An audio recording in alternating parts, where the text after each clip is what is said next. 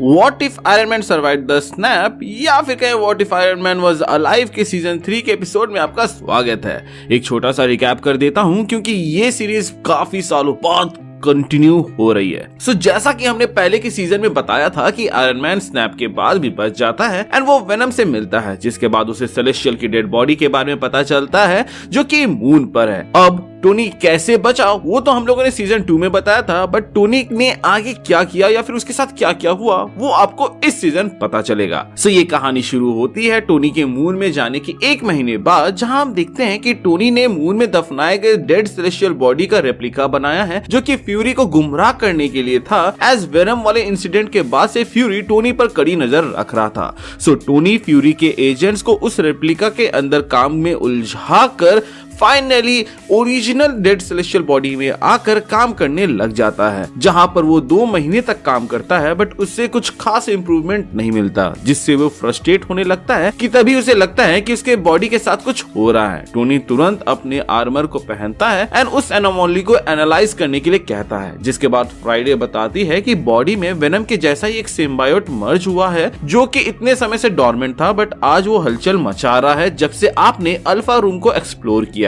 Tony अपने body में मौजूद सिम्बायोट एंड उस रूम को स्कैन करने के लिए बोलता है ताकि कोई सुराग मिले, जिस पर फ्राइडे बताती है कि आपके बॉडी में जो सिम्बायोट का टुकड़ा है उसमें कोई कॉन्शियसनेस नहीं है, बस सरवाइव करने की चाहत है जो कि बेसिक इंस्टिंक्ट होती है किसी भी लिविंग बीइंग की। एंड आपको ये जान के हैरानी होगी बॉस, अल्फा रूम में इसके जैसे काफी सिम्बायोट मौजूद हैं बट वो मर चुके हैं, जिसको सुनते ही टोनी को आइडिया आता है एंड वो अपने अंदर मौजूद सिम्बायोट को कंट्रोल करके सेलेस्टियल आर्मर को खुद से कनेक्ट करने की कोशिश करता है। ऐसा इसलिए क्योंकि जब टोनी वेनम के साथ बॉन्ड किया था और वेनम उसको पास्ट की कहानी दिखा रहा था तो उसमें हम देख पाते हैं कि नल डेड सेलेस्टियल बॉडी को कंट्रोल कर रहा होता है इन्हीं सिम्बायोट्स की मदद से। तो टोनी उसी चीज को यहाँ पे करता है जिसमें वो कामयाब भी होता है, लेकिन ऐसा करते ही टोनी वहाँ पे बेहोश हो जाता है। वो खुद को एक अननोन स्पेस में पाता है जिसको वो एक्सप्लोर करने लगता है, जहाँ वो सेलेस्टियल्स के ओरिजिन से लेकर उनके पावर्स के बारे में समझता है, प्लस वो कैसे उनको यूज कर सकता है उसके बारे में पता लगाता है।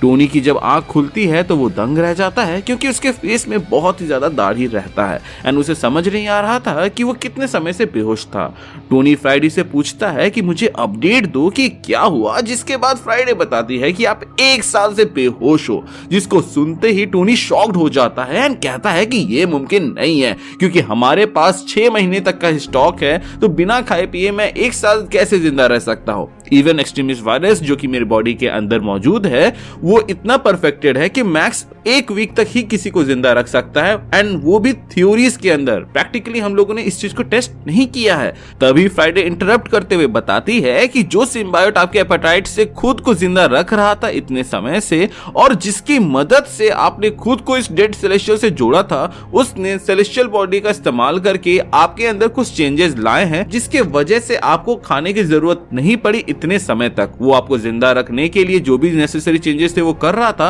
एंड इस डेड सेलेस्टियल बॉडी से जितने पावर्स या फिर एनर्जीज ले सकता था उन सबको वो लेकर आपके अंदर डाला और अब आप पूरी तरीके से बदल चुके हो। अगर मैं अपने कैलकुलेशंस बैठाऊं तो अब आप लगभग थॉर को टक्कर दे सकते हो। इतना सुनते ही टोनी अपनी आंखें बंद करके फोकस करता है एंड फील करता है हर उस चेंज को जो उसके अंदर आए हैं, प्लस उसने जो इतना नॉलेज गेन किया है उसका इस्तेमाल करके वो कंक्लूड करता है कि उसके पास अब सेलेस्टियल्स के पावर के एक्सेस है जो कि उसको एक गॉड बनाता है। इसके बाद वो फ्राइडे से कहता है कि समय आ चुका है कि बुरे स्क्रल्स को अर्थ से भगाया जाए, जिसके रेस्पॉन्स में फ्राइडे कहती है कि बॉस स्क्रल्स का मैटर तो कब का क्लोज हो गया, जिसको लीड कैप्टन अमेरिका ने किया था जब आप कोमा में थे। इसी दरमियान अर्थ में कुछ नए पोटेंशियल थ्रेट भी सामने आए हैं जैसे कि सेंट्री, बट फिलहाल वो कंट्रोल में है। टोनी कहता है कि तुम बोल तो ऐसे रही हो जैसे सेंट्री कोई हल्क लेवल थ्रेट हो, जिसके रेस्पॉन्स में फ्राइडे सेंट्री वर्सेस हल्क की लड़ाई की फुटेज दिखाती है जिसमें कई शहर तबाह हुए, जिसमें कई सारे लोग भी घायल हुए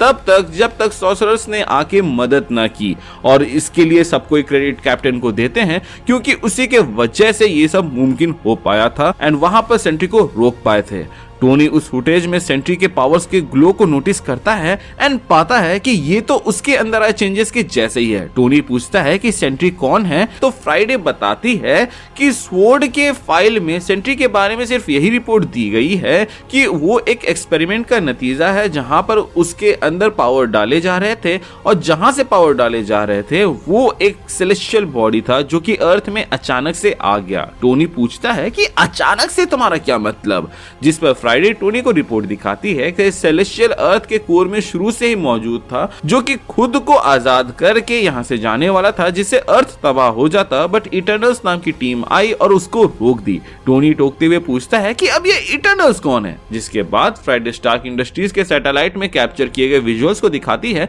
जहां टोनी इटर्नल्स को अलग अलग पावर्स यूज करते हुए देखता है, जिसको देखने के बाद टोनी रियलाइज करता है कि ये लोग जो पावर यूज कर रहे हैं ये काइंड ऑफ उसके अंदर भी शायद तक मौजूद है, और वो खुद भी ट्राई करता है उन पावर्स को, और वो इन्हें आराम से कर पा रहा होता है, चाहे वो गिलगामेश के जैसे गॉन्टलेट बनाना हो, या अथीना के जैसे स्वॉर्ड, इकारिस के जैसे लेविटेट करना हो, या फिर किंगो के जैसे एनर्जी ब्लास्ट छोड़ना। इन शॉर्ट वो सारे इटर्नल्स के पावर को यूज कर पा रहा था, जिसमें से जब वो ड्रिक के पावर को यूज करता है तो उसे पता चलता है कि उसने जो सेलेस्टियल बॉडी का रेप्लिका बनाया था उसे अब अर्थ में डिफेंस के लिए यूज किया जाता है, जिसको चलाने के लिए कई सारे लोग लग रहे हैं। बेसिकली यहाँ टोनी के पास टेलीपैथी की भी पावर्स थी, एंड आई नो कि ड्रिक सिर्फ माइंड कंट्रोल कर सकता था, बट यहाँ टोनी को डायरेक्टली सेलेस्टियल से पावर मिले हैं, तो ये पावर्स चार्ल्स जेवियर के जितना है। टोनी खुद के आजू बाजू हार्ड लाइट से एक आर्मर बनाता है जिसको वो सर्सी के जैसे ही न्यू मेटल में कन्वर्ट कर देता है, और एक नए लुक के साथ हम टोनी को यहाँ पे देख सकते हैं।